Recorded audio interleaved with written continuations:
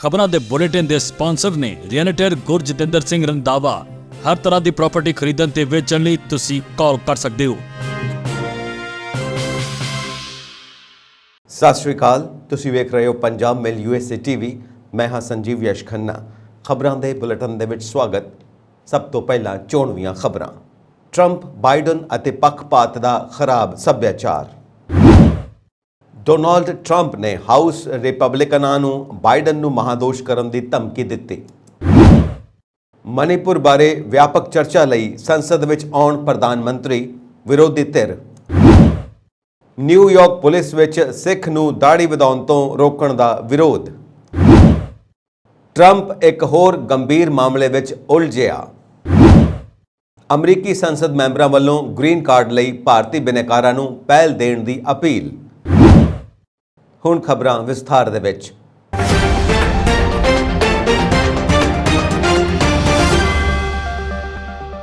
Trump ਦੇ ਸਮਰਥਕ ਅਤੇ ਬਾਈਡਨ ਦੇ ਸਮਰਥਕ ਲਗਭਗ ਇੱਕੋ ਹੀ ਸਧਾਰਨ ਬਿਆਨਬਾਜ਼ੀ ਦੀ ਵਰਤੋਂ ਕਰਦੇ ਨੇ। ਤੱਥਾਂ, ਦ੍ਰਿਸ਼ਟੀਕੋਣ ਅਤੇ ਸੂਖਮਤਾ ਬਾਰੇ ਜ਼ਿਆਦਾਤਰ ਲੋਕ ਪਰਵਾਹ ਨਹੀਂ ਕਰਦੇ। ਧਰੁਵੀਕਰਨ ਸੱਭਿਆਚਾਰ ਕਬੀਲਿਆਂ ਵਿੱਚ ਵੰਡਿਆ ਗਿਆ ਹੈ ਅਤੇ ਜ਼ਿਆਦਾਤਰ ਵੋਟਰ ਜਾਂ ਤਾਂ ਡੋਨਾਲਡ ਟਰੰਪ ਜਾਂ ਜੋ ਬਾਈਡਨ ਲਈ ਕੋਈ ਵੀ ਵਿਰੋਧੀ ਜਾਣਕਾਰੀ ਨਹੀਂ ਸੁਣਨਾ ਚਾਹੁੰਦੇ। ਹੈਰਾਨ ਕਰਨ ਵਾਲੀ ਗੱਲ ਇਹ ਹੈ ਕਿ ਰਾਸ਼ਟਰਪਤੀ ਅਤੇ ਸਾਬਕਾ ਰਾਸ਼ਟਰਪਤੀ ਦੇ ਸਮਰਥਕ ਲਗਭਗ ਉਹੀ ਬਿਆਨਬਾਜ਼ੀ ਦੀ ਵਰਤੋਂ ਕਰਦੇ ਨੇ। ਲੋਕਤੰਤਰ ਦਾ ਭਵਿੱਖ ਦਾਅ 'ਤੇ ਹੈ। ਵਿਰੋਧੀ ਧਿਰ ਪੂਰੀ ਤਰ੍ਹਾਂ ਭ੍ਰਸ਼ਟ ਨੇ।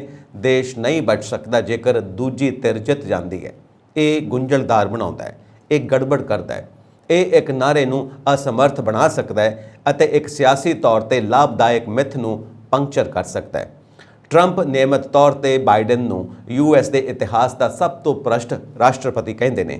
ਇਸ ਤੱਥ ਦੇ ਬਾਵਜੂਦ ਕਿ ਟਰੰਪ ਸਾਬਕਾ ਰਾਸ਼ਟਰਪਤੀ ਨੇ ਜਿਸ ਤੇ 2 ਵਾਰ ਦੋਸ਼ ਲਗਾਇਆ ਗਿਆ ਹੈ ਅਤੇ ਅਪਰਾਧਿਕ ਦੋਸ਼ਾਂ ਦੇ 2 ਹੋਰ ਦੌਰ ਦਾ ਸਾਹਮਣਾ ਕਰਨਾ ਪੈ ਸਕਦਾ ਹੈ। ਪਰ ਇਹ ਇਸ ਲਈ ਹੈ ਕਿਉਂਕਿ ਬਾਈਡਨ ਨੇ ਨਿਆਂ ਵਿਭਾਗ ਨੂੰ ਹਥਿਆਰਬੰਦ ਕੀਤਾ ਹੈ। ਇਸ ਲਈ ਇਹ ਦੋਸ਼ ਡੀਪ ਸਟੇਟ ਦੀ ਉਸ ਨੂੰ ਦੌੜ ਤੋਂ ਬਾਹਰ ਕਰਨ ਦੀ ਕੋਸ਼ਿਸ਼ ਹੈ। ਹਾਊਸ ਰਿਪਬਲਿਕਨ ਰਾਸ਼ਟਰਪਤੀ ਜੋ ਬਾਈਡਨ ਨੂੰ ਉਸ ਦੇ ਪਰਿਵਾਰ ਦੇ ਕਾਰੋਬਾਰੀ ਸੌਦਿਆਂ ਵਿੱਚ ਗਲਤ ਸ਼ਮੂਲੀਅਤ ਦੇ ਦੋਸ਼ਾਂ ਤੇ ਮਹਾਦੋਸ਼ ਲਗਾਉਣ ਬਾਰੇ ਬਹੁਤ ਗੱਲ ਕਰ ਰਹੇ ਨੇ। ਸਾਬਕਾ ਰਾਸ਼ਟਰਪਤੀ ਡੋਨਾਲਡ ਟਰੰਪ ਹਾਲਾਂਕਿ GOP ਦੇ ਸੰਸਦ ਮੈਂਬਰਾਂ ਤੇ ਦਬਾਅ ਪਾ ਰਹੇ ਨੇ ਕਿ ਉਹ ਉਹਨਾਂ ਦੇ ਸ਼ਬਦਾਂ ਦੇ ਪਿੱਛੇ ਕਾਰਵਾਈ ਕਰਨ ਅਤੇ ਬਾਈਡਨ ਵਿਰੁੱਧ ਮਹਾਦੋਸ਼ ਪ੍ਰਕਿਰਿਆ ਸ਼ੁਰੂ ਕਰਨ ਜਾਂ ਚੋਣ ਨਤੀਜਿਆਂ ਦਾ ਸਾਹਮਣਾ ਕਰਨ। ਕੋਈ ਵੀ ਰਿਪਬਲਿਕਨ ਜੋ ਡੈਮੋਕ੍ਰੈਟਿਕ ਧੋਖਾਧੜੀ ਤੇ ਕਾਰਵਾਈ ਨਹੀਂ ਕਰ ਸਕਦਾ ਉਸ ਨੂੰ ਤੁਰੰਤ ਪ੍ਰਾਇਮਰੀ ਹੋਣਾ ਚਾਹੀਦਾ ਹੈ ਅਤੇ ਬਾਹਰ ਨਿਕਲਣਾ ਚਾਹੀਦਾ ਹੈ। ਟਰੰਪ ਨੇ ਸ਼ਨੀਵਾਰ ਨੂੰ ਏਰੀ, ਪੈਂਸਿਲਵੇਨੀਆ ਵਿੱਚ ਇੱਕ ਮੁਹਿੰਮ ਰੈਲੀ ਵਿੱਚ ਸਮਰਥਕਾਂ ਨੂੰ ਕਿਹਾ, ਸਾਡੇ ਕੋਲ ਬਹੁਤ ਸਾਰੇ ਚੰਗੇ ਸਖਤ ਰਿਪਬਲਿਕਨ ਨੇ। ਲੋਕ ਉਹਨਾਂ ਦੇ ਖਿਲਾਫ ਦੌੜਨ ਜਾ ਰਹੇ ਨੇ ਅਤੇ ਲੋਕ ਜਿੱਤਣ ਜਾ ਰਹੇ ਨੇ। ਸਦਨ ਦੇ ਸਪੀਕਰ ਕੇਵਿਨ ਮੈਕਾਰਥੀ ਕੈਲਿਫ ਨੇ ਵਾਰ-ਵਾਰ ਇਸ ਧਾਰਨਾ ਨੂੰ ਖਾਰਜ ਕਰ ਦਿੱਤਾ ਕਿ ਉਹ ਸਾਬਕਾ ਰਾਸ਼ਟਰਪਤੀ ਦੁਆਰਾ ਬਾਈਡਨ ਦਾ ਪਿੱਛਾ ਕਰਨ ਲਈ ਦਬਾਅ ਦਾ ਸਾਹਮਣਾ ਕਰ ਰਿਹਾ ਹੈ। ਇੱਕ ਮਹਾਦੋਸ਼ ਜਾਂਚ ਨੂੰ ਕਾਰਵਾਈ ਦਾ ਇੱਕ ਢੁਕਵਾਂ ਤਰੀਕਾ ਕਿਹਾ ਹੈ। ਜੇਕਰ ਬਾਈਡਨ ਪ੍ਰਸ਼ਾਸਨ ਸਾਨੂੰ ਲੋੜੀਂਦੀ ਜਾਣਕਾਰੀ ਪ੍ਰਦਾਨ ਨਹੀਂ ਕਰਦਾ ਤਾਂ ਅਸੀਂ ਮਹਾਦੋਸ਼ ਜਾਂਚ ਲਈ ਜਾਵਾਂਗੇ। ਮੈਕਾਰਥੀ ਨੇ ਪਿਛਲੇ ਹਫ਼ਤੇ ਇੱਕ ਪ੍ਰੈਸ ਕਾਨਫਰੰਸ ਵਿੱਚ ਹਾਊਸ ਰਿਪਬਲਿਕਨਾਂ ਦੀਆਂ ਵੱਖ-ਵੱਖ ਜਾਂਚਾਂ ਦਾ ਹਵਾਲਾ ਦਿੰਦੇ ਹੋਏ ਕਿਹਾ ਕਿ ਕੀ ਬਾਈਡਨ ਨੂੰ ਹੰਟਰ ਬਾਈਡਨ ਦੇ ਵਿਦੇਸ਼ੀ ਵਪਾਰਕ ਸੌਦਿਆਂ ਤੋਂ ਫਾਇਦਾ ਹੋਇਆ ਹੈ। ਵਿਰੋਧੀ ਧਿਰ ਨੇ ਕਿਹਾ ਕਿ ਪ੍ਰਧਾਨ ਮੰਤਰੀ ਨਰਿੰਦਰ ਮੋਦੀ ਲੋਕ ਸਭਾ ਅਤੇ ਰਾਜ ਸਭਾ ਦਾ ਅਪਮਾਨ ਬੰਦ ਕਰਕੇ ਬਿਨਾਂ ਕਿਸੇ ਦੇਰੀ ਦੇ ਕੋਈ ਸਮਾਂ ਹੱਦ ਤੈਅ ਕੀਤੇ ਮਣੀਪੁਰ ਹਿੰਸਾ ਬਾਰੇ ਵਿਆਪਕ ਵਿਚਾਰ ਵਟਾਂਦਰਾ ਕਰਨ। ਕਾਂਗਰਸ ਦੇ ਰਾਜ ਸਭਾ ਵਿੱਚ ਉਪ ਨੇਤਾ ਪ੍ਰਮੋਦ ਤਿਵਾੜੀ ਨੇ ਕਿਹਾ ਕਿ ਸੰਸਦ ਵਿੱਚ ਮਣੀਪੁਰ ਦੇ ਹਾਲਾਤ ਬਾਰੇ ਵਿਆਪਕ ਅਤੇ ਵਿਸਥਾਰਤ ਚਰਚਾ ਨੂੰ ਤਰਜੀਹ ਦਿੱਤੀ ਜਾਣੀ ਚਾਹੀਦੀ ਹੈ। ਤਿਵਾੜੀ ਨੇ ਕਿਹਾ, ਪ੍ਰਧਾਨ ਮੰਤਰੀ ਸੰਵਿਧਾਨ ਦੀ ਧਾਰਾ 75 ਤਹਿਤ ਸੰਸਦ ਪ੍ਰਤੀ ਜਵਾਬਦੇਹ ਨੇ ਅਤੇ ਉਹਨਾਂ ਨੂੰ ਸੰਸਦ ਵਿੱਚ ਆ ਕੇ ਬੋਲਣਾ ਚਾਹੀਦਾ ਹੈ ਕਿ ਉਹ ਦੱਸ ਸਕਦੇ ਨੇ ਕਿ ਦੇਸ਼ ਵਿੱਚ ਹੋਣ ਦੇ ਬਾਵਜੂਦ ਉਹ ਸੰਸਦ ਕਿਉਂ ਨਹੀਂ ਆ ਰਹੇ। ਉਹ ਕਦੋਂ ਤੱਕ ਲੋਕ ਸਭਾ ਅਤੇ ਰਾਜ ਸਭਾ ਦਾ ਅਪਮਾਨ ਕਰਦੇ ਰਹਿਣਗੇ। ਇਹ ਸੰਸਦ ਨਹੀਂ ਸਗੋਂ ਭਾਰਤ ਦੇ 130 ਕਰੋੜ ਲੋਕਾਂ ਦਾ ਅਪਮਾਨ ਹੈ। ਉਹ ਕੀ ਛੁਪਾਉਣਾ ਚਾਹੁੰਦੇ ਨੇ। ਉਹਨਾਂ ਕਿਹਾ ਕਿ 2 ਘੰਟੇ ਦੀ ਚਰਚਾ ਦੌਰਾਨ ਕਿਹੜੇ-ਕਿਹੜੇ ਤੱਥ ਸਾਹਮਣੇ ਲਿਆਂਦੇ ਜਾ ਸਕਦੇ ਨੇ ਜਦਕਿ ਇੰਡੀਆ ਦੇ ਸੰਸਦ ਮੈਂਬਰਾਂ ਨੇ ਉੱਥੇ ਜਾ ਕੇ ਬਹੁਤ ਹੀ ਮਾੜੇ ਹਾਲਾਤ ਦੇਖੇ ਨੇ ਅਤੇ ਉਸ ਲਈ ਚਰਚਾ ਕਰਨ ਦਾ ਬਹੁਤ ਘੱਟ ਸਮਾਂ ਦਿੱਤਾ ਜਾ ਰਿਹਾ ਹੈ। ਕਾਂਗਰਸ ਆਗੂ ਨੇ ਕਿਹਾ, ਮਹਾਭਾਰਤ ਇੱਕ ਦ੍ਰੋਪਦੀ ਲਈ ਹੋਈ ਸੀ ਪਰ ਮਣੀਪੁਰ ਵਿੱਚ ਕਈ ਦ੍ਰੋਪਦੀਆਂ ਦਾ ਚੀਰਹਰਣ ਹੋਇਆ। ਕਾਰਗਿਲ ਜੰਗ ਦੇ ਜਵਾਨ ਦੀ ਪਤਨੀ ਨਾਲ ਵੀ ਬਦਸਲੂਕੀ ਹੋਈ। ਅਸੀਂ ਚਾਹੁੰਦੇ ਹਾਂ ਕਿ ਹੋਰ ਕੰਮਕਾਰ ਪਾਸੇ ਰੱਖ ਕੇ ਨੇਮ 267 ਤਹਿਤ ਚਰਚਾ ਕੀਤੀ ਜਾਵੇ ਅਤੇ ਪ੍ਰਧਾਨ ਮੰਤਰੀ ਸਦਨ ਵਿੱਚ ਆਉਣ। TMC ਆਗੂ ਡੈਰੇਕ ਓ ਬ੍ਰਾਇਨ ਨੇ ਕਿਹਾ ਕਿ ਪ੍ਰਧਾਨ ਮੰਤਰੀ ਮੌਨਸੂਨ ਇਜਲਾਸ ਦੇ 8 ਦਿਨਾਂ ਦੌਰਾਨ 20 ਸੈਕਿੰਡ ਲਈ ਵੀ ਸੰਸਦ ਵਿੱਚ ਨਹੀਂ ਆਏ। ਮਨੀਪੁਰ ਦੇ ਹਾਲਾਤ ਗੰਭੀਰ ਮੁੱਦਾ ਹੈ ਅਤੇ ਸਾਰੀਆਂ ਪਾਰਟੀਆਂ ਵਿਸਥਾਰ ਨਾਲ ਉਸ ਤੇ ਚਰਚਾ ਚਾਹੁੰਦੀਆਂ ਨੇ। ਪ੍ਰਧਾਨ ਮੰਤਰੀ ਸੰਸਦ ਕਿਉਂ ਨਹੀਂ ਆ ਸਕਦੇ? ਅਸੀਂ ਸਾਰੇ ਮਨੀਪੁਰ ਤੇ ਚਰਚਾ ਲਈ ਤਿਆਰ ਹਾਂ। TMC ਆਗੂ ਨੇ ਕਿਹਾ ਕਿ ਵਿਰੋਧੀ ਧਿਰ ਨੇਮ 176 ਤਹਿਤ ਨਹੀਂ ਸਗੋਂ ਐਮਰਜੈਂਸੀ ਨੇਮ ਤਹਿਤ ਮਨੀਪੁਰ ਬਾਰੇ ਵਿਚਾਰ ਵਟਾਂਦਰਾ ਚਾਹੁੰਦੀ ਹੈ। ਅਸੀਂ ਮਨੀਪੁਰ ਬਾਰੇ ਕੁਝ ਘੰਟਿਆਂ ਦੀ ਨਹੀਂ ਸਗੋਂ ਮੁਕੰਮਲ ਬਹਿਸ ਚਾਹੁੰਦੇ ਹਾਂ। ਮਿਸਟਰ ਪ੍ਰਾਈਮ ਮਿਨਿਸਟਰ, ਤੁਸੀਂ ਆਪਣੇ ਆਪ ਨੂੰ ਕੀ ਸਮਝਦੇ ਹੋ? ਪੰਡਿਤ ਨਹਿਰੂ ਨੇ ਵੀ ਗੰਭੀਰ ਵਿਸ਼ੇ ਤੇ ਰਾਜ ਸਭਾ ਵਿੱਚ ਚਰਚਾ ਵਿੱਚ ਹਿੱਸਾ ਲਿਆ ਤੇ ਉਸ ਦਾ ਜਵਾਬ ਵੀ ਦਿੱਤਾ ਸੀ। ਡੈਰੇਕ ਓ ਬ੍ਰਾਇਨ ਨੇ ਕਿਹਾ ਕਿ ਸਾਬਕਾ ਪ੍ਰਧਾਨ ਮੰਤਰੀ ਅਟਲ ਬਿਹਾਰੀ ਵਾਜਪਾਈ ਅਤੇ ਮਨਮੋਹਨ ਸਿੰਘ ਨੇ ਵੀ ਰਾਜ ਸਭਾ ਵਿੱਚ ਆ ਕੇ ਵੱਖ-ਵੱਖ ਗੰਭੀਰ ਮੁੱਦਿਆਂ ਤੇ ਚਰਚਾ ਵਿੱਚ ਹਿੱਸਾ ਲਿਆ ਸੀ। ਇੱਥੋਂ ਤੱਕ ਕਿ ਰਾਜੀਵ ਗਾਂਧੀ ਨੇ ਵੀ ਸੰਸਦ ਵਿੱਚ ਆ ਕੇ ਬੋਫੋਰਸ ਬਾਰੇ ਚਰਚਾ ਕੀਤੀ ਸੀ, ਜਦਕਿ ਉਹਨਾਂ ਨੂੰ ਝੂਠੇ ਤੌਰ ਤੇ ਫਸਾਇਆ ਗਿਆ ਸੀ। ਉਹਨਾਂ ਕਿਹਾ, ਮਿਸਟਰ ਪ੍ਰਾਈਮ ਮਿਨਿਸਟਰ, ਤੁਸੀਂ ਬਹੁਤ ਹੰਕਾਰੀ ਹੋ। ਤੁਹਾਡਾ ਦਿਲ ਪੱਥਰ ਦਾ ਹੈ। ਮਨੀਪੁਰ ਦੀਆਂ ਔਰਤਾਂ, ਬੱਚੇ ਅਤੇ ਲੋਕ ਸੰਤਾਪ ਹੰਢਾ ਰਹੇ ਨੇ। ਉਹ 2 ਮਿੰਟ ਦੇ ਮੈਗੀ ਨੂਡਲਸ 2 ਘੰਟੇ ਦੀ ਚਰਚਾ ਨਹੀਂ ਚਾਹੁੰਦੇ। ਅਸੀਂ ਐਮਰਜੈਂਸੀ ਰੂਲ 267 ਤਹਿਤ ਮੁਕੰਮਲ ਚਰਚਾ ਚਾਹੁੰਦੇ ਹਾਂ। ਭਾਰਤ ਦੇ ਲੋਕਾਂ ਨੂੰ ਗੁੰਮਰਾਹ ਨਾ ਕਰੋ। ਭਾਰਤੀ ਪੁਲਾੜ ਖੋਜ ਸੰਗਠਨ ਇਸਰੋ ਨੇ ਅੱਜ ਕਿਹਾ ਕਿ ਚੰਦਰਯਾਨ 3 ਧਰਤੀ ਦੇ ਪੰਧ ਤੋਂ ਬਾਹਰ ਆ ਗਿਆ ਅਤੇ ਹੁਣ ਚੰਦ ਵੱਲ ਵਧ ਰਿਹਾ ਹੈ।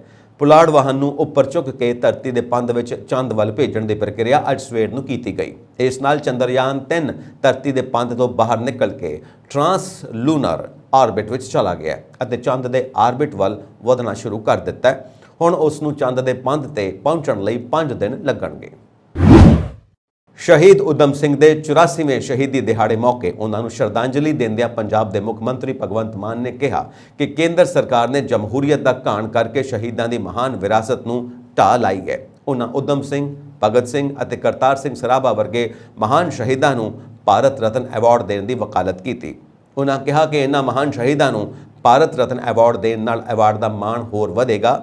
ਮੁੱਖ ਮੰਤਰੀ ਨੇ ਕਿਹਾ ਕਿ ਉਹਨਾਂ ਦੀ ਸਰਕਾਰ ਲੰਡਨ ਤੋਂ ਸ਼ਹੀਦ ਊਧਮ ਸਿੰਘ ਦਾ ਨਿੱਜੀ ਸਮਾਨ ਵਾਪਸ ਲਿਆਉਣ ਲਈ ਸਿਰ ਤੋੜ ਯਤਨ ਕਰੇਗੀ। ਉਹਨਾਂ ਕਿਹਾ ਕਿ ਪਾਕਿਸਤਾਨ ਵਿੱਚ ਪਈਆਂ ਸ਼ਹੀਦ ਭਗਤ ਸਿੰਘ ਨਾਲ ਜੁੜੀਆਂ ਵਸਤਾਂ ਨੂੰ ਵੀ ਵਾਪਸ ਲਿਆਂਦਾ ਜਾਵੇਗਾ। ਸੁਨਾਮ ਦੇ ਮਹਾਰਾਜਾ ਪੈਲੇਸ ਵਿੱਚ ਹੋਏ ਰਾਜ ਪੱਧਰੀ ਸ਼ਰਧਾਂਜਲੀ ਸਮਾਗਮ ਮੌਕੇ ਇਕੱਠ ਨੂੰ ਸੰਬੋਧਨ ਕਰਦਿਆਂ ਮੁੱਖ ਮੰਤਰੀ ਨੇ ਕਿਹਾ ਕਿ ਸ਼ਹੀਦ ਊਧਮ ਸਿੰਘ ਦੀ ਕੁਰਬਾਨੀ ਪੰਜਾਬੀਆਂ ਦੇ ਅਣਖੀਲੇ ਸੁਭਾਅ ਦੀ ਮਿਸਾਲ ਹੈ। ਉਹਨਾਂ ਕਿਹਾ ਕਿ ਊਧਮ ਸਿੰਘ ਨੇ 21 ਸਾਲਾਂ ਬਾਅਦ ਜਲਿਆਂਵਾਲੇ ਬਾਗ ਦੇ ਖੂਨੀ ਕਾਂਡ ਦਾ ਬਦਲਾ ਲੰਡਨ ਦੇ ਕੈਕਸਟਨ ਹਾਲ ਵਿੱਚ ਜਾ ਕੇ ਲਿਆ ਸੀ। ਉਹਨਾਂ ਕਿਹਾ ਕਿ ਆਮ ਆਦਮੀ ਪਾਰਟੀ ਦੀ ਸਰਕਾਰ ਸ਼ਹੀਦਾਂ ਦੇ ਸੁਪਨਿਆਂ ਵਾਲੀ ਆਜ਼ਾਦੀ ਘਰ ਘਰ ਪਹੁੰਚਾਉਣ ਲਈ ਵਚਨਬੱਧ ਹੈ। ਪੰਜਾਬ ਵਿੱਚ ਜਿੱਥੇ ਹੜ੍ਹਾਂ ਕਾਰਨ ਲੋਕਾਂ ਨੂੰ ਭਾਰੀ ਪਰੇਸ਼ਾਨੀਆਂ ਦਾ ਸਾਹਮਣਾ ਕਰਨਾ ਪੈ ਰਿਹਾ ਹੈ, ਉੱਥੇ ਹੁਣ ਡੇਂਗੂ ਨੇ ਤੇਜ਼ੀ ਨਾਲ ਪੈਰ ਪਸਾਰਨੇ ਸ਼ੁਰੂ ਕਰ ਦਿੱਤੇ ਨੇ। ਹੁਣ ਤੱਕ ਸੂਬੇ ਵਿੱਚ ਡੇਂਗੂ ਦੇ 440 ਕੇਸ ਸਾਹਮਣੇ ਆ ਚੁੱਕੇ ਨੇ, ਜਿਨ੍ਹਾਂ ਵਿੱਚੋਂ 114 ਐਕਟਿਵ ਕੇਸ ਨੇ।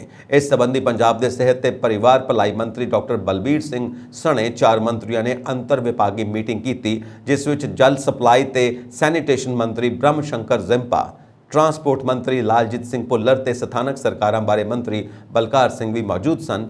ਡਾਕਟਰ ਬਲਬੀਰ ਸਿੰਘ ਨੇ ਵੱਖ-ਵੱਖ ਵਿਭਾਗਾਂ ਦੇ ਅਧਿਕਾਰੀਆਂ ਨੂੰ ਡੇਂਗੀ, ਮਲੇਰੀਆ ਅਤੇ ਹੋਰ ਵੈਕਟਰ ਬੌਰਨ ਬਿਮਾਰੀਆਂ ਦੇ ਫੈਲਣ ਨੂੰ ਰੋਕਣ ਲਈ ਮਿਲ ਕੇ ਕੰਮ ਕਰਨ ਦੇ ਨਿਰਦੇਸ਼ ਦਿੱਤੇ ਨੇ। ਉਹਨਾਂ ਨੇ ਲੋਕਾਂ ਨੂੰ ਘਰਾਂ, ਦਫ਼ਤਰਾਂ 'ਚ ਫਰਿੱਜਾਂ ਵਿੱਚ ਟਰੇਆਂ, ਕੂਲਰਾਂ, ਕੰਟੇਨਰਾਂ, ਗਮਲਿਆਂ, ਛੱਤਾਂ ਤੇ ਪਾਣੀ ਖੜਾ ਨਾ ਹੋਣ ਦੇਣ ਦੀ ਅਪੀਲ ਕੀਤੀ। ਸਿਹਤ ਮੰਤਰੀ ਨੇ ਮੱਛਰਾਂ ਦੇ ਲਾਰਵੇ ਤੇ ਨਜ਼ਰ ਰੱਖਣ ਲਈ ਸਿਹਤ, ਸਥਾਨਕ ਸਰਕਾਰਾਂ, ਜਲ ਸਪਲਾਈ ਤੇ ਸੈਨੀਟੇਸ਼ਨ, ਟਰਾਂਸਪੋਰਟ ਅਤੇ ਪੇਂਡੂ ਵਿਕਾਸ ਵਿਭਾਗਾਂ ਨੂੰ ਵੱਖ-ਵੱਖ ਖੇਤਰਾਂ ਅਤੇ ਰਿਹਾਇਸ਼ਾਂ ਦੀ ਚੈਕਿੰਗ ਲਈ ਗ੍ਰਾਮ ਸਿਹਤ, ਸੈਨੀਟੇਸ਼ਨ ਅਤੇ ਪੋਸ਼ਣ ਕਮੇਟੀਆਂ ਅਤੇ ਮਹਿਲਾ ਆਰੋਗਿਆ ਸਮਿਤੀ ਨਾਲ ਤਾਲਮੇਲ ਜ਼ਰੀਏ ਕੰਮ ਕਰਨ ਦੀ ਅਪੀਲ ਕੀਤੀ। ਉਹਨਾਂ ਨੇ ਮੁਲਾਜ਼ਮਾਂ ਵਿਚਕਾਰ ਬਿਹਤਰ ਤਾਲਮੇਲ ਲਈ ਸੂਬਾ ਤੇ ਜ਼ਿਲ੍ਹਾ ਪੱਧਰ ਤੇ ਨੋਡਲ ਅਫਸਰ ਨਿਯੁਕਤ ਕਰਨ ਤੇ ਵੀ ਜ਼ੋਰ ਦਿੱਤਾ। ਡਾਕਟਰ ਬਲਬੀਰ ਸਿੰਘ ਨੇ ਕਿਹਾ ਕਿ ਸਿਹਤ ਵਿਭਾਗ ਨੇ ਡੇਂਗੂ, ਮਲੇਰੀਆ ਤੇ ਚਿਕਨਗੁਨੀਆ ਦੇ ਕੇਸਾਂ ਵਿੱਚ ਵਾਧਾ ਹੋਣ ਦੀ ਸੂਰਤ ਵਿੱਚ ਕਿਸੇ ਵੀ ਤਰ੍ਹਾਂ ਦੀ ਐਮਰਜੈਂਸੀ ਨਾਲ ਨਜਿੱਠਣ ਲਈ 1300 ਬੈੱਡਾਂ ਵਾਲੇ ਵਿਸ਼ੇਸ਼ ਵਾਰਡ ਬਣਾਏ ਨੇ। ਉਹਨਾਂ ਕਿਹਾ ਕਿ ਸਾਰੀਆਂ ਸਰਕਾਰੀ ਸਿਹਤ ਸੰਸਥਾਵਾਂ ਵਿੱਚ ਡੇਂਗੂ ਤੇ ਮਲੇਰੀਆ ਦਾ ਟੈਸਟ ਅਤੇ ਇਲਾਜ ਬਿਲਕੁਲ ਮੁਫਤ ਹੈ। ਪੰਜਾਬ ਸਰਕਾਰ ਨੇ ਸੂਬੇ ਨੂੰ ਖੇਡਾਂ ਦੇ ਖੇਤਰ ਵਿੱਚ ਦੇਸ਼ ਦਾ ਮੋਹਰੀ ਸੂਬਾ ਬਣਾਉਣ ਲਈ ਨਵੀਂ ਖੇਡ ਨੀਤੀ 2023 ਤਿਆਰ ਕੀਤੀ ਹੈ। ਨਵੀਂ ਖੇਡ ਨੀਤੀ ਵਿੱਚ ਖਿਡਾਰੀਆਂ ਨੂੰ ਮਜ਼ਬੂਤ ਬੁਨਿਆਦੀ ਢਾਂਚਾ ਮੁਹੱਈਆ ਕਰਵਾਉਣ ਅਤੇ ਕੌਮਾਂਤਰੀ ਪੱਧਰ ਦੀਆਂ ਖੇਡਾਂ ਲਈ ਤਿਆਰੀਆਂ ਕਰਨ ਵਾਲੇ ਖਿਡਾਰੀਆਂ ਨੂੰ ਸਹਾਇਤਾ ਰਾਸ਼ੀ ਦੇਣ ਦਾ ਫੈਸਲਾ ਕੀਤਾ ਗਿਆ ਹੈ। ਇਸ ਦੇ ਨਾਲ ਹੀ ਕੌਮਾਂਤਰੀ ਪੱਧਰ ਤੇ ਜੇਤੂ ਖਿਡਾਰੀਆਂ ਨੂੰ ਨਗਦ ਇਨਾਮ ਤੇ ਨੌਕਰੀ ਵੀ ਦਿੱਤੀ ਜਾਵੇਗੀ। ਓਲੰਪਿਕ ਖੇਡਾਂ ਦੇ ਸੋਨੇ, ਚਾਂਦੀ ਤੇ ਕਾਂਸੇ ਦੇ ਤਗਮਾ ਜੇਤੂ ਖਿਡਾਰੀਆਂ ਨੂੰ ਦਿੱਤੀ ਜਾਣ ਵਾਲੀ ਇਨਾਮੀ ਰਾਸ਼ੀ ਵਧਾ ਕੇ ਕ੍ਰਮਵਾਰ 3 ਕਰੋੜ 2 ਕਰੋੜ ਤੇ 1 ਕਰੋੜ ਕਰ ਦਿੱਤਾ ਗਿਆ ਹੈ। ਇਸ ਤੋਂ ਪਹਿਲਾਂ ਕਰੀਬ 25 ਖੇਡਾਂ ਵਿੱਚ ਤਗਮਾ ਜੇਤੂਆਂ ਨੂੰ ਨਕਦ ਇਨਾਮ ਮਿਲਦੇ ਸਨ। ਹੁਣ ਇਹਨਾਂ ਦੀ ਗਿਣਤੀ ਵਧਾ ਕੇ 80 ਕਰ ਦਿੱਤੀ ਗਈ ਹੈ। ਕੌਮਾਂਤਰੀ ਪੱਧਰ ਤੇ ਜਿੱਤਣ ਵਾਲੇ ਖਿਡਾਰੀਆਂ ਨੂੰ ਸਰਕਾਰੀ ਨੌਕਰੀ ਦਿੱਤੀ ਜਾਵੇਗੀ। ਇਸ ਲਈ ਤਗਮਾ ਜੇਤੂ ਖਿਡਾਰੀਆਂ ਲਈ ਵਿਸ਼ੇਸ਼ ਕਾਡਰ ਵਿੱਚ 50 ਪੋਸਟਾਂ ਦਾ ਪ੍ਰਬੰਧ ਕੀਤਾ ਗਿਆ ਹੈ।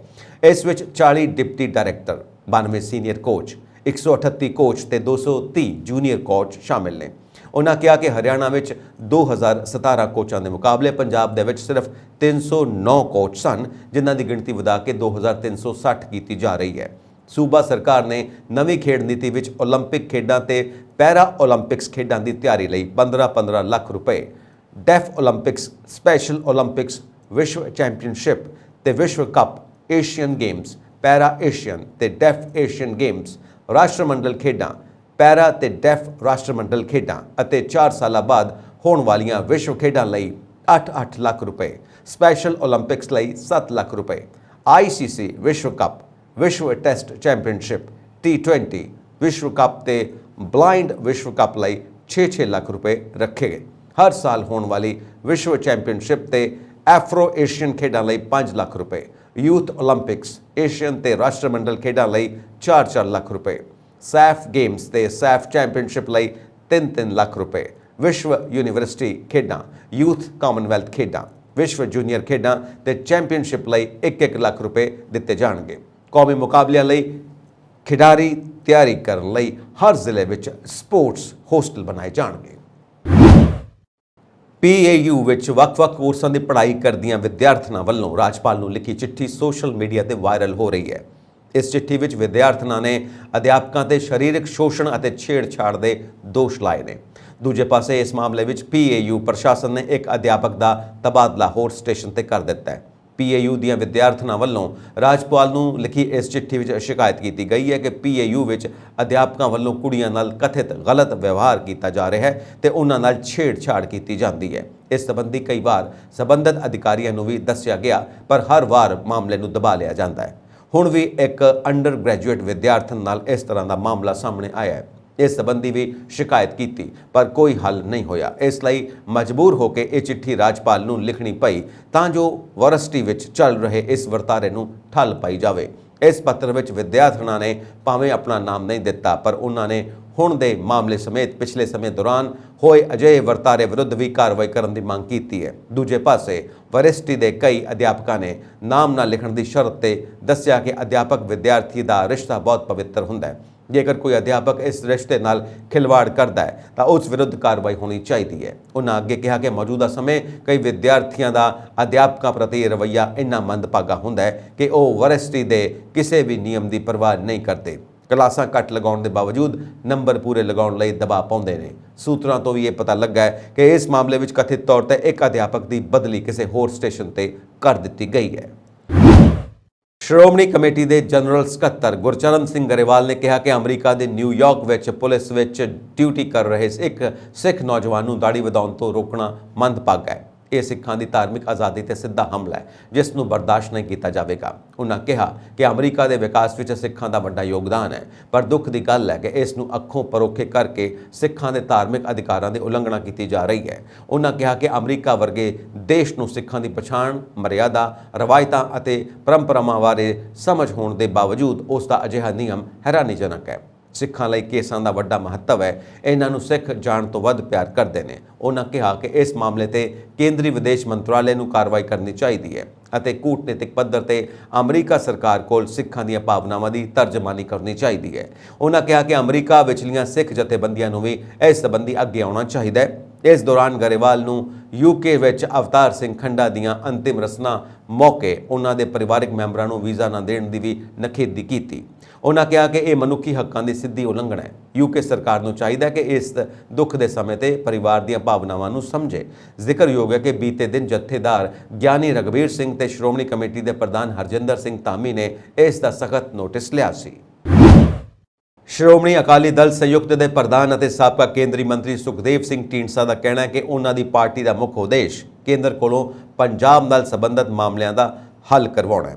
ਉਹਨਾਂ ਕਿਹਾ ਕਿ ਇਸ ਸੰਬੰਧੀ ਉਹਨਾਂ ਨੇ ਪ੍ਰਧਾਨ ਮੰਤਰੀ ਨਰਿੰਦਰ ਮੋਦੀ ਨੂੰ ਪੱਤਰ ਵੀ ਲਿਖਿਆ ਹੈ।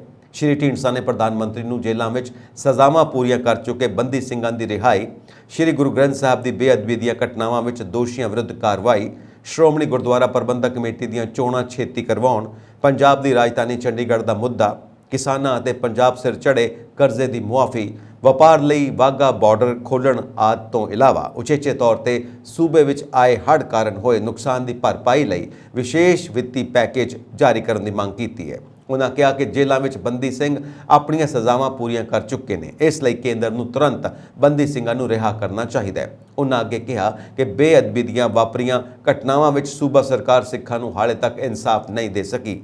ਢੀਂਡਸਾ ਨੇ ਕੇਂਦਰ ਨੂੰ ਇਨ੍ਹਾਂ ਘਟਨਾਵਾਂ ਵਿੱਚ ਦੋਸ਼ੀਆਂ ਵਿਰੁੱਧ ਕਾਰਵਾਈ ਕਰਨ ਦੀ ਮੰਗ ਵੀ ਕੀਤੀ ਹੈ। ਭਾਰਤੀ ਕਿਸਾਨ ਯੂਨੀਅਨ ਰਾਜੇਵਾਲ ਨੇ ਕਿਸਾਨੀ ਦੇ ਪੱਖ ਦੇ ਮਾਮਲਿਆਂ ਨੂੰ ਲੈ ਕੇ 5 ਅਗਸਤ ਨੂੰ ਚੰਡੀਗੜ੍ਹ ਵਿੱਚ ਰੈਲੀ ਕਰਨ ਦਾ ਐਲਾਨ ਕੀਤਾ। ਜਥੇਬੰਦੀ ਦੇ ਪ੍ਰਧਾਨ ਬਲਬੀਰ ਸਿੰਘ ਰਾਜੇਵਾਲ ਨੇ ਪੱਤਰਕਾਰਾਂ ਨਾਲ ਗੱਲਬਾਤ ਕਰਦਿਆਂ ਕਿਹਾ ਕਿ ਪੰਜਾਬ ਦੇ ਦਰਿਆਈ ਪਾਣੀਆਂ, ਸੰਘੀ ਢਾਂਚੇ ਅਤੇ ਵਿਗੜ ਰਹੇ ਵਾਤਾਵਰਣ ਸਮੇਤ ਹੋਰ ਕਿਸਾਨੀ ਮਾਮਲਿਆਂ ਨੂੰ ਲੈ ਕੇ ਚੰਡੀਗੜ੍ਹ ਵਿੱਚ ਕੀਤੇ ਜਾਣ ਵਾਲੇ ਇਕੱਠ ਦੀ ਤਿਆਰੀ ਸੰਬੰਧੀ ਅੱਜ ਮੀਟਿੰਗ ਕੀਤੀ ਗਈ ਹੈ। ਉਨ੍ਹਾਂ ਕਿਹਾ ਕਿ ਸੂਬਾ ਸਰਕਾਰ ਦਾਅਵਾ ਕਰ ਰਹੀ ਹੈ ਕਿ ਪੰਜਾਬ ਵਿੱਚ 6000 ਏਕੜ ਫਸਲਾਂ ਦਾ ਨੁਕਸਾਨ ਹੋਇਆ, ਜਦਕਿ ਕਿਸਾਨਾਂ ਅਨੁਸਾਰ 10000 ਏਕੜ ਫਸਲ ਦਾ ਨੁਕਸਾਨ ਹੋਇਆ। ਉਨ੍ਹਾਂ ਕਿਹਾ ਕਿ ਮੁੱਖ ਮੰਤਰੀ ਭਗਵੰਤ ਮਾਨ ਨੂੰ ਬਿਨਾਂ ਦੇਰੀ ਕਿਸਾਨਾਂ ਦੀ ਮਦਦ ਕਰਨੀ ਚਾਹੀਦੀ ਹੈ। ਉਨ੍ਹਾਂ ਦੁਆਬੇ ਦੇ ਕਿਸਾਨਾਂ ਨੂੰ 5 ਅਗਸਤ ਨੂੰ ਵੱਡੀ ਗਿਣਤੀ ਵਿੱਚ ਚੰਡੀਗੜ੍ਹ ਪਹੁੰਚਣ ਦੀ ਅਪੀਲ ਕੀਤੀ ਹੈ। ਹਰਿਆਣਾ ਸੂਬੇ ਦੇ ਨੂਹ ਜ਼ਿਲ੍ਹੇ ਵਿੱਚ ਵਿਸ਼ਵ ਹਿੰਦੂ ਪਰਿਸ਼ਦ ਦੀ ਬ੍ਰਜ ਮੰਡਲ ਯਾਤਰਾ ਦੌਰਾਨ ਹੋਈ ਹਿੰਸਾ ਕਾਰਨ ਭਾਰੀ ਤਣਾਅ ਪੈਦਾ ਹੋ ਗਿਆ। ਹਿੰਸਾ ਨੂੰ ਕਾਬੂ ਕਰਨ ਲਈ ਨੂਹ ਵਿੱਚ 2 ਦਿਨਾਂ ਲਈ ਕਰਫਿਊ ਲਗਾ ਦਿੱਤਾ ਗਿਆ। ਸਥਿਤੀ ਨੂੰ ਦੇਖਦੇ ਹੋਏ ਪੂਰੇ ਇਲਾਕੇ ਵਿੱਚ ਅਰਧ ਸੈਨਿਕ ਬਲਾਂ ਦੀਆਂ 20 ਕੰਪਨੀਆਂ ਤਾਇਨਾਤ ਕਰ ਦਿੱਤੀਆਂ ਗਈਆਂ ਨੇ। ਡੀਸੀ ਪ੍ਰਸ਼ਾਂਤ ਪੰਵਾਰ ਨੇ ਹਿੰਸਾ ਨੂੰ ਲੈ ਕੇ ਅੱਜ ਫਿਰ 11 ਵਜੇ ਸਰਵ ਸਮਾਜ ਦੀ ਮੀਟਿੰਗ ਸੱਦੀ ਹੋਈ ਸੀ। ਸੀਐਮ ਮਨੋਹਰ ਲਾਲ ਨੇ ਕਿਹਾ ਕਿ ਨੂਹ ਘਟਨਾ ਮੰਦਭਾਗੀ ਹੈ। ਮੈਂ ਸਾਰੇ ਸੂਬੇ ਦੇ ਲੋਕਾਂ ਨੂੰ ਸ਼ਾਂਤੀ ਬਣਾਏ ਰੱਖਣ ਦੀ ਅਪੀਲ ਕਰਦਾ। ਦੋਸ਼ੀਆਂ ਨੂੰ ਬਖਸ਼ਿਆ ਨਹੀਂ ਜਾਵੇਗਾ। ਰੇਵਾੜੀ, ਗੁੜਗਾਉਂ, ਪਲਵਲ ਤੋਂ ਨੂਹ ਲਈ ਵਾਧੂ ਪੁਲਿਸ ਫੋਰਸ ਭੇਜੀ ਗਈ ਹੈ। ਪੂਰੇ ਸੂਬੇ ਵਿੱਚ ਅਲਰਟ ਜਾਰੀ ਕਰ ਦਿੱਤਾ ਗਿਆ ਹੈ। ਕੇਂਦਰੀ ਮੰਤਰੀ ਸ਼੍ਰੀ ਅਮਿਤ ਸ਼ਾਹ ਨੇ ਵੀ ਇਸ ਮਾਮਲੇ ਦੀ ਰਿਪੋਰਟ ਨੂੰ ਲੈ ਕੇ ਖਾਸੀ ਚਿੰਤਾ ਜਤਾਈ ਹੈ। ਰਾਜ ਦੇ ਡੀਜੀਪੀ ਪੀਕੇ ਅਗਰਵਾਲ ਅਤੇ ਸੀਆਈਡੀ ਮੁਖੀ ਅਲੋਕ ਮਿੱਤਲ ਵੀ ਨੂਹ ਲਈ ਰਵਾਨਾ ਹੋਏ। ਗ੍ਰਹਿ ਮੰਤਰੀ ਅਨਿਲ ਵਿਜ ਨੇ ਕਿਹਾ ਕਿ ਸ਼ਾਂਤੀ ਬਹਾਲੀ ਤੋਂ ਬਾਅਦ ਪੂਰਾ ਮੁਲਾਂਕਣ ਕੀਤਾ ਜਾਵੇਗਾ, ਮਾਮਲੇ ਦੀ ਜਾਂਚ ਕੀਤੀ ਜਾਵੇਗੀ, ਬਣਦੀ ਕਾਰਵਾਈ ਲਈ ਜ਼ਰੂਰੀ ਫੈਸਲੇ ਲਏ ਜਾਣਗੇ। ਅਸੀਂ ਮਦਦ ਲਈ ਹਵਾਈ ਸੈਨਾ ਨੂੰ ਵੀ ਬੁਲਾਇਆ ਹੈ। ਮੌਸਮ ਵਿਭਾਗ ਮੁਤਾਬਿਕ 3 ਅਗਸਤ ਤੱਕ ਭਾਰਤ ਦੇ ਕਈ ਹਿੱਸਿਆਂ ਵਿੱਚ ਮੀਂਹ ਪੈਣ ਦੀ ਸੰਭਾਵਨਾ ਹੈ। 13 ਅਗਸਤ ਤੱਕ ਪੂਰਬੀ ਉੱਤਰ ਪ੍ਰਦੇਸ਼, ਬਿਹਾਰ, ਝਾਰਖੰਡ ਤੇ ਓਡੀਸ਼ਾ ਵਿੱਚ ਹਲਕੀ ਮੱਧਮ ਮੀਂਹ ਦੇ ਨਾਲ ਸਥਾਨਾਂ ਤੇ ਭਾਰੀ ਮੀਂਹ ਦੀ ਵੀ ਭਵਿੱਖਬਾਣੀ ਕੀਤੀ ਗਈ ਹੈ। ਪੂਰਬੀ ਰਾਜਸਥਾਨ ਵਿੱਚ 31 ਜੁਲਾਈ ਨੂੰ 2 ਅਗਸਤ ਨੂੰ ਇਸ ਤਰ੍ਹਾਂ ਦੀ ਮੌਸਮ ਦੀ ਸਥਿਤੀ ਹੋਣ ਦੀ ਸੰਭਾਵਨਾ ਹੈ। 1 ਤੋਂ 3 ਅਗਸਤ ਤੱਕ ਉੱਤਰਾਖੰਡ ਵਿੱਚ, 1 ਤੇ 2 ਅਗਸਤ ਨੂੰ ਪੱਛਮੀ ਉੱਤਰ ਪ੍ਰਦੇਸ਼ ਵਿੱਚ, 2 ਤੇ 3 ਅਗਸਤ ਨੂੰ ਦਿੱਲੀ, ਹਿਮਾਚਲ ਪ੍ਰਦੇਸ਼, ਪੰਜਾਬ, ਹਰਿਆਣਾ ਤੇ ਚੰਡੀਗੜ੍ਹ ਵਿੱਚ ਹਲਕੀ ਮੱਧਮ ਮੀਂਹ ਦੇ ਨਾਲ ਭਾਰੀ ਮੀਂਹ ਦੀ ਵੀ ਉਮੀਦ ਹੈ। 3 ਅਗਸਤ ਤੱਕ ਉੱਤਰ ਪੱਛਮ ਭਾਰਤ ਵਿੱਚ ਕਿਤੇ-ਕਿਤੇ ਬਿਜਲੀ ਡਿੱਗਣ ਦੀ ਵੀ ਭਵਿੱਖਬਾਣੀ ਕੀਤੀ ਗਈ ਹੈ। ਮੌਸਮ ਵਿਭਾਗ ਨੇ ਅਗਲੇ 5 ਦਿਨਾਂ ਦੌਰਾਨ ਪੂਰਬੀ ਮੱਧ ਪ੍ਰਦੇਸ਼ ਤੇ ਉੱਤਰੀ ਛੱਤੀਸਗੜ੍ਹ ਵਿੱਚ ਹਲਕੀ ਮੱਧਮ ਮੀਂਹ, ਹਨੇਰੀ ਤੇ ਬਿਜਲੀ ਡਿੱਗਣ ਦੇ ਨਾਲ ਵੱਖ-ਵੱਖ ਥਾਵਾਂ ਤੇ ਭਾਰੀ ਮੀਂਹ ਦੀ ਵੀ ਭਵਿੱਖਬਾਣੀ ਕੀਤੀ ਹੈ। ਸਾਬਕਾ ਰਾਸ਼ਟਰਪਤੀ ਡੋਨਾਲਡ ਟਰੰਪ ਵਾਈਟ ਹਾਊਸ ਵਿੱਚ ਆਪਣੇ ਸਮੇਂ ਤੋਂ ਗੁਪਤ ਦਸਤਾਵੇਜ਼ਾਂ ਦੀ ਦੁਰਵਰਤੋਂ ਕਰਨ ਦੇ ਦੋਸ਼ ਵਿੱਚ ਨਵੇਂ ਦੋਸ਼ਾਂ ਦਾ ਸਾਹਮਣਾ ਕਰ ਰਹੇ ਨੇ। ਵਿਸ਼ੇਸ਼ ਵਕੀਲ ਜੈਕ ਸਮਿਥ ਦੁਆਰਾ ਲਿਆਂਦੇ ਗਏ ਵਾਧੂ ਦੋਸ਼ਾਂ ਵਿੱਚ ਰਾਸ਼ਟਰੀ ਰੱਖਿਆ ਜਾਣਕਾਰੀ ਨੂੰ ਜਾਣਬੁੱਝ ਕੇ ਰੱਖਣ ਦੀ ਇੱਕ ਗਿਣਤੀ ਅਤੇ 2022 ਦੀਆਂ ਗਰਮੀਆਂ ਵਿੱਚ ਟਰੰਪ ਦੇ ਮਾਰੀਓ ਲਾਗੋ ਨਿਵਾਸ ਤੇ ਨਿਗਰਾਨੀ ਵੀਡੀਓਜ਼ ਫੁਟੇਜ ਨੂੰ ਮਿਟਾਉਣ ਦੀਆਂ ਕਥਿਤ ਕੋਸ਼ਿਸ਼ਾਂ ਨਾਲ ਸੰਬੰਧਿਤ 2 ਰੁਕਾਵਟਾਂ ਦੀ ਗਿਣਤੀ ਸ਼ਾਮਿਲ ਹੈ। ਇੱਕ ਅਦਾਲਤ ਵਿੱਚ ਫਾਈਲਿੰਗ ਟਰੰਪ ਦੇ ਕਰਮਚਾਰੀਆਂ ਨੇ ਫਲੋਰੀਡਾ ਰਿਜ਼ੋਰਟ ਵਿੱਚ ਸੁਰੱਖਿਆ ਫੁਟੇਜ ਨੂੰ ਮਿਟਾਉਣ ਦੀ ਕੋਸ਼ਿਸ਼ ਕੀਤੀ ਅਤੇ ਇੱਕ ਨੇ ਕਿਹਾ ਕਿ ਬੌਸ ਇੱਕ ਸਰਵਰ ਨੂੰ ਮਿਟਾਉਣਾ ਚਾਹੁੰਦਾ ਸੀ। ਵੱਖਰੇ ਤੌਰ ਤੇ ਟਰੰਪ ਇੱਕ ਹੋਰ ਗੰਭੀਰ ਮਾਮਲੇ ਵਿੱਚ ਉਲਝਿਆ ਹੋਇਆ ਹੈ, ਜਿਸ ਵਿੱਚ 2020 ਦੀਆਂ ਚੋਣਾਂ ਵਿੱਚ ਉਸ ਦੀ ਕਥਿਤ ਦਖਲਅੰਦਾਜ਼ੀ ਸ਼ਾਮਿਲ ਹੈ। ਪਰ ਸੰਭਾਵਿਤ ਦੋਸ਼ ਦਾ ਸਮਾਂ ਅਜੇ ਵੀ ਅਸਪਸ਼ਟ ਹੈ। ਉਸ ਨੇ ਆਪਣੇ ਵਿਰੁੱਧ ਸਾਰੇ ਕੇਸਾਂ ਲਈ ਦੋਸ਼ੀ ਨਹੀਂ ਮੰਨਿਆ ਹੈ।